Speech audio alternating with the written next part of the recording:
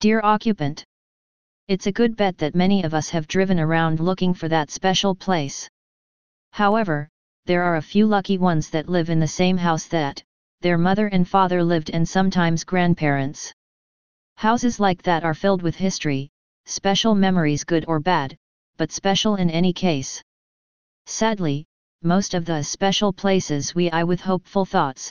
Funny how a for sale sign is an indicator that if we're lucky, our dreams of owning our dream house could become real. What we don't think about is that for sale sign is a sign of bad things. The road the people were on that owned our dream house, what events made them sell it or lose it to the man. The man, the bank, or whoever you may call him, will take a pound of flesh until there is no more than take your house for more. You never know how evil one can be until they stick a for sale sign in your yard. But as memories are swept away and new ones are made from the new occupants of well-lived homes, there are a few who still hold on. This brings our story to the house on Orchid Lane. For a few years, I drove by the house on Orchid Lane. The same family had owned the house for 100 years from what I was told. The family had attempted many things with the grand old plantation house. Down here, plantation houses were a rare sight to see come up on the market, as they weren't just houses, they were self-sufficient settlements. Large grand mansions centered on a huge acreage that had history, lots of good and bad history. If you pointed to an old house like this down in the south, one of the locals would say hands down it's haunted. But this story isn't about a haunted house or the evil past of Orchid Lane. It's about people and bad decisions. One day as I drove by the house, I spotted a foreclosure sign shining brightly in the yard. I knew bad things had happened. The once wealthy family that owned the large home had run out of the flesh to pay the men. As the weeks went by, the newspaper ran a full-sized ad detailing the history of the house and the family. Like many small towns, there were a few outspoken people that attempted to raise money for the family. The town's older people attempt to list the house on historical lists in hopes that this would prevent the new owners from making too many changes. Some of the younger residents got the film club together in hopes they could raise money by making short horror films on the property, but the bank found ways to stop every helping hand.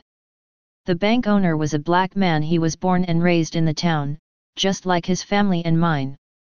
I had an interest in the property and found ways to befriend the bank owner. I hoped this would allow me to find a way to acquire the property. So I stalked the bank owner. Every morning he would grab a cup of coffee and a ham croissant at Sweet Sue's, a little dinner beside the bank. Sue's had the best hot apple pie a man could love. Stick a scoop of vanilla ice cream on top and you were stepping toward heaven.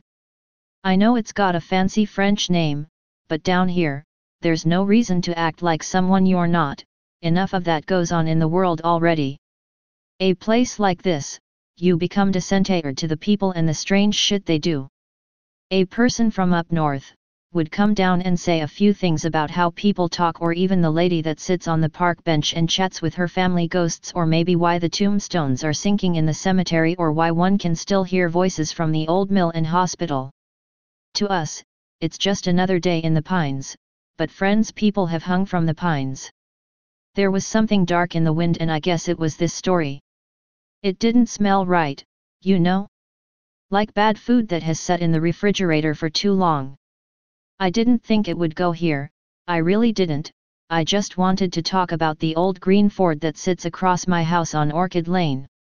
The bank owner, who loved to be called by his nickname Casper, he claimed it was a cheerful respelling of his great-grandfather's slave name. I never really got that. How could you put humor into something like that? I guess the stuff that does happen to a family does mess them up a bit. I didn't really understand it until much later. When I asked Casper what one would have to do to get the house, he said jokingly at first and then with a strained look, "Promise me that you will burn it down.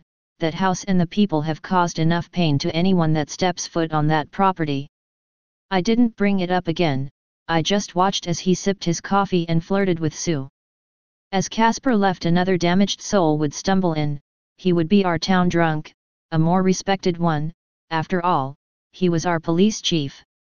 Darley, our chief and the resident town drunk, had a bad run with his wife, and everyone understood and just didn't say a word. See, his wife fell victim to our one and only serial killer, still at large I might add. Darley had been working another murder. A woman was found scalped and skinned like a fish.